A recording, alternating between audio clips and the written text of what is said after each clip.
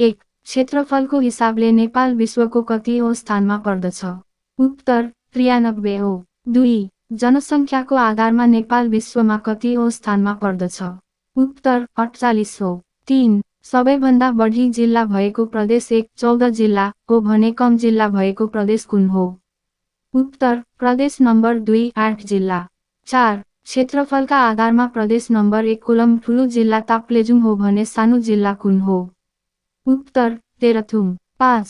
क्षेत्रफलका आधारमा प्रदेश नम्बर 2 कोलम ठुलो जिल्ला साप्तारी हो भने सानो जिल्ला कुन हो? उत्तर महोत्तरी। 6. क्षेत्रफलका आधारमा बागमती प्रदेशको ठुलो जिल्ला सिन्धुपाल्चोक हो भन्ने सानो जिल्ला कुन हो? उत्तर भक्तपुर। 7. क्षेत्रफलका आधारमा गण्डकी प्रदेशको ठुलो जिल्ला गोर्खा हो भन्ने सानो जिल्ला कुन हो?